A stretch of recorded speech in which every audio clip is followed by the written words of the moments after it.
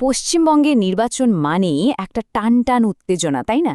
আজকের এই বিশেষ বিশ্লেষণে আমরা এমন একটা বিষয় নিয়ে কথা বলবো যা নিয়ে সবার মনেই ভীষণ কৌতূহল রয়েছে। ২০২৬ সালের পশ্চিমবঙ্গ বিধানসভা নির্বাচন। আর আমাদের আজকের ফোকাস ভারতের নির্বাচন কমিশন বা ইসিআই এর নেওয়া একদম নজিরবিহীন কিছু নিরাপত্তা ব্যবস্থা। মানে খাতায় কলমে যে কড়া নিরাপত্তার রূপরেখা তৈরি হয়েছে তার সাথে গ্রাউন্ড রিয়ালিটি বা মাঠের বাস্তব চিত্রটা ঠিক কতটা মিলছে, চলুন সোজা ডেটা আর ফ্যাক্টসের ভিত্তিতে পুরো ব্যাপারটা আজ আমরা ডিকোড করি। তো আলোচনার শুরুতেই একদম গভীরে ঢোকা যাক। একটা $1 মিলিয়ন প্রশ্ন দিয়ে শুরু করি। এত যে নজিরবিহীন নিরাপত্তা, এটা কি সত্যি সত্যি নির্বাচনকে ১০০% সংঘাত মুক্ত করতে পারে? প্রশ্নটা খুব প্রাসঙ্গিক, কারণ ওই যে পারফেক্ট একটা প্ল্যানিং আর রূঢ় বাস্তবের মধ্যে সবসময় একটা মানসিক দ্বন্দ্ব লেগেই থাকে। একদিকে প্রশাসনের একেবারে কড়া মনোভাব, আর অন্যদিকে এই রাজ্যের একটা দীর্ঘ রাজনৈতিক ইতিহাস। এই দুটো লড়াইটা এবার ঠিক কেমন হচ্ছে, সেটাই কিন্তু আজকের এই আলোচনার সবচেয়ে ইন্টারেস্টিং পয়েন্ট। পর্ব ১, ২০২৬ সালের নির্বাচনী নিরাপত্তা। এটি অত্যন্ত গুরুত্বপূর্ণ মিশন। এই মিশনটা যে কতটা হাইস্টেক্স সেটা বুঝতে হলে আমাদের একটু পিছনে ফিরে তাকাতে হবে। দেখুন, ঐতিহাসিকভাবেই পশ্চিমবঙ্গের নির্বাচনগুলো বরাবরই একটু বলতে পারেন বেশ সংঘাতময় আর উত্তেজনায় ভরপুর। এটা তো আর নতুন কিছু নয়। আর ঠিক এই কারণেই নির্বাচন কমিশন এবার ঠিক করেছে যেভাবেই হোক একটা নিশ্ছিদ্র নজরদারির মিশন তারা চালাবেই। মূল লক্ষ্য একটাই, যে কোনো মূল্যে সহিংসতা কমানো আর একটা সুস্থ গণতান্ত্রিক পরিবেশ নিশ্চিত করা। এবার আসা যাক পর্ব ২-এ, নির্বাচন কমিশনের নিরাপত্তার রূপরেখা, বা যাকে আমরা বলি আসল ব্লুপ্রিন্ট। এই সুবিশাল মিশনটা তো আর এমনি এমনি সফল হবে না, তাই না? এর স্তম্ভগুলো কিভাবে সাজানো হয়েছে সেটা এবার আমরা একটু খুঁটিয়ে দেখব।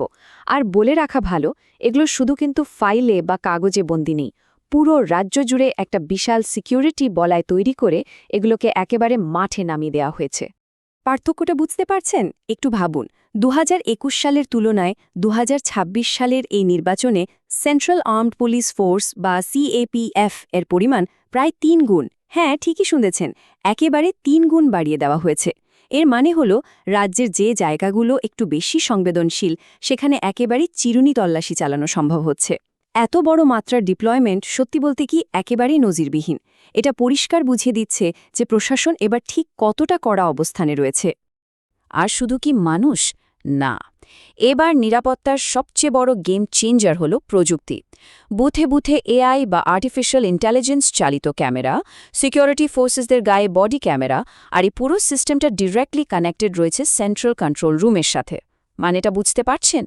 কোথাও কোনো অপ্রত্যাশিত জটলা হলো বা একটু অস্বাভাবিক কিছু ঘটল, সাথে সাথে কন্ট্রোল রুমে অ্যালার্ট, আর একদম কালক্ষেপণ না করে মুহূর্তের মধ্যে সেখানে অতিরিক্ত ফোর্স হাজির।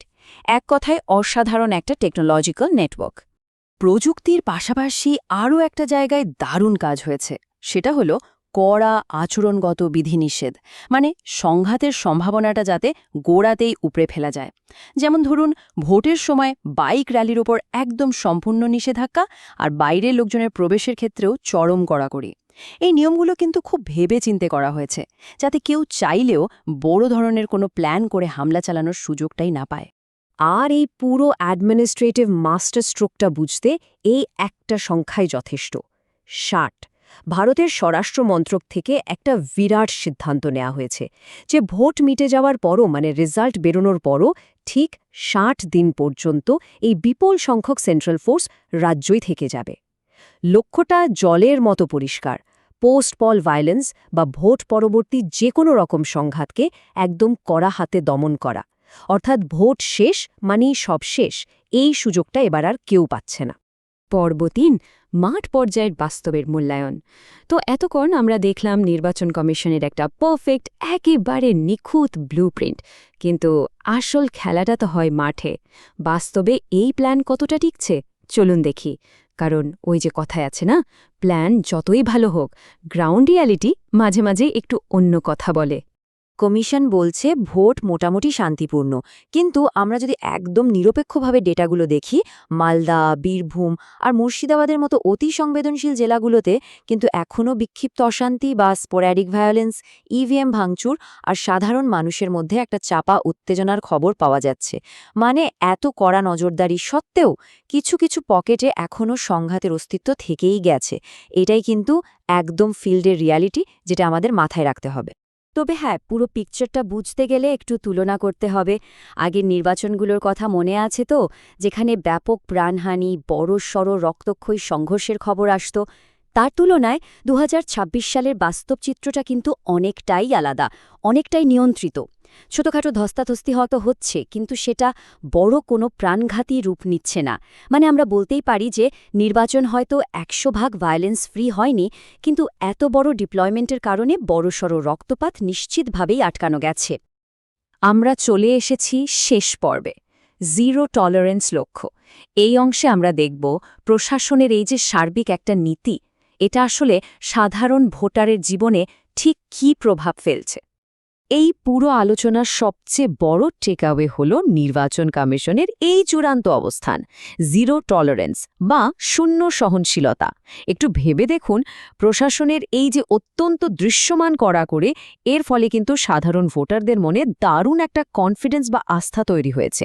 মানুষ কোনো রকম ভয়-ভীতি ছাড়াই ভোট কেন্দ্রে গিয়ে নিজেদের গণতান্ত্রিক অধিকার প্রয়োগ করতে পারছেন। আর সত্যি বলতে, এত বড় একটা সিকিউরিটি অ্যারেঞ্জমেন্টের আসল সার্থকতা তো ঠিক এখানে, তাই না? তো এই বিশ্লেষণটা শেষ করার আগে একটা চিন্তাভাবনা উদ্রেককারী প্রশ্ন সবার জন্য রেখে যেতে চাই। নির্বাচন কমিশনের এই কড়া নিরাপত্তার মডেল, এটা কি ভবিষ্যতে অন্যান্য আঞ্চলিক নির্বাচনগুলোর পুরো কাঠামোই বদলে দেবে? এটা কি আগামী দিনের গণতান্ত্রিক অনুশীলনের জন্য একটা নতুন বেঞ্চমার্ক হয়ে দাঁড়ালো? এই প্রশ্নগুলোর উত্তর কিন্তু সময় দেবে। আজকের এই বিশ্লেষণ আমরা এখানে শেষ করছি। আশা করি আজকের এই আলোচনা আপনাদের সবাইকে পুরো বিষয়টা খুব স্পষ্টভাবে বুঝতে সাহায্য করেছে। আগামীতে এভাবেই নতুন কোনো বিষয় নিয়ে আমরা আবার ফিরে আসব।